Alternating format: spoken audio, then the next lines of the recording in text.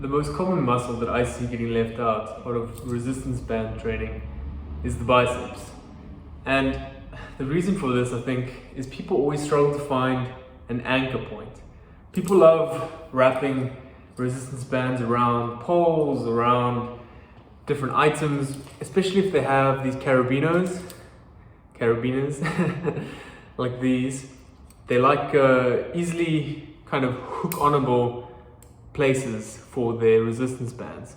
If you have a solid band, which effectively this will be, the carabiners linked together, then they just like to wrap it around things and do some hamstring exercises or extensions. But I've never seen people do any proper bicep exercises. So I'm just going to give you a short tutorial on some effective ones that I've seen. Now this is obviously going to have to be scaled to your strength. So you might need to use a lighter band or don't stretch it as far. Because bands, the further you stretch them and the shorter you make them, the stronger the resistance. So if you can find a way to lengthen the point, 2 points, it'll be easier. And if you can find a way to obviously shorten the range of motion, it'll be easier. So in this instance, I'm going to be showing you with the solid band. The first one is pretty easy. So you would want your feet to be standing on the band and preferably wide enough apart so there's some tension. You'll start to feel in the cord, there'll be more tension the wider your feet are apart. Now obviously scale this to your strength. If you don't have a very strong resistance band, you might want a very wide stance. If you don't have a very strong resistance band, then you might want to keep it small. So that'll depend on you. But for me, this resistance band isn't quite strong, so I'm gonna keep a wide enough stance. You can keep it as wide as you actually want. You can even go into like a mini split if necessary. And yeah, obviously then you just do a standard bicep curl, trying to keep the 2 points that you grab about shoulder width apart, and then just a standard contraction for the bicep there. Again, for bicycles in general, try to keep your elbows still. Don't follow the motion through with your shoulders like that. Just try and keep it locked in and tight to your side, so you can really use the bicep and not any other muscles. That's good. If your resistance band is so weak, no matter how far you spread your legs apart for the double bicep, you can always just go use a single bicep, and you'll find out that resistance is obviously going to be a lot more than using 2 hands. So that will be a good progression if you start to find the double curl a bit easy. Then obviously do both sides for no imbalances. For the next one, you kind of want your feet, I would say about hip length apart, so not quite shoulder width. And then you want to position the resistance band, kind of the brunt of it, to the side you're going to use. And then hook it around your fist like that.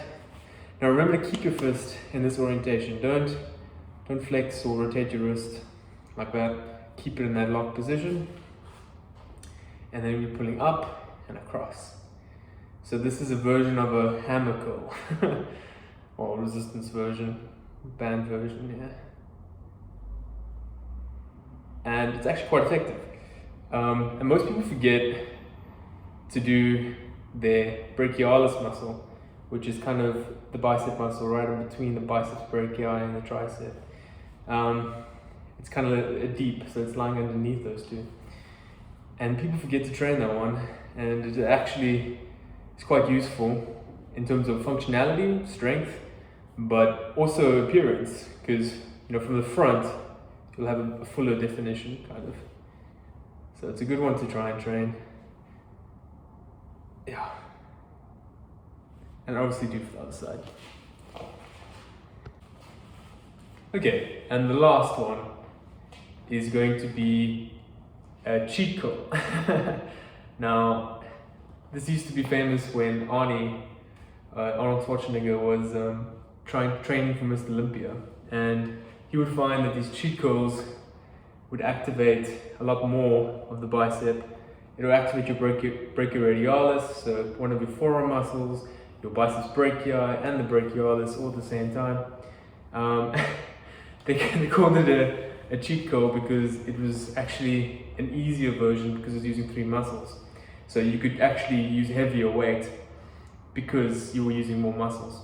But it's a good one, and it trains all 3 quite effectively. So the cheat code with the resistance band would be obviously placing it on the midfoot of one foot. So just in the middle, looping around there, bring it straight up, and then keeping it there. So we're not singing Who's a Jolly Good Fellow. So I don't want your kind of like shoulder jerking back and forth like that. I want to keep it locked in place. Your shoulder doesn't move. Your arm's not supposed to move. Your upper arm is not supposed to move. You're basically just taking and flexing that forearm. So at the elbow joint, you're just trying to flex like that, your elbow. And try and get a wide stance because obviously your feet is now the anchor point. So you can't just have a normal cheat code stance and try and use it. It's not going to work. You want as much resistance as possible. So you want to have a wide stance, almost into a mini half split. And then pull up for the cheat code. Like that. You'll be able to feel the contraction almost immediately. And obviously bring it up about to kind of chest height. And yeah, this one's actually very effective. Even if you don't have a very strong resistance band, just put your feet wider and it'll definitely make up for it. Yeah, so if you enjoyed this kind of stuff, please leave a like and thank you for watching.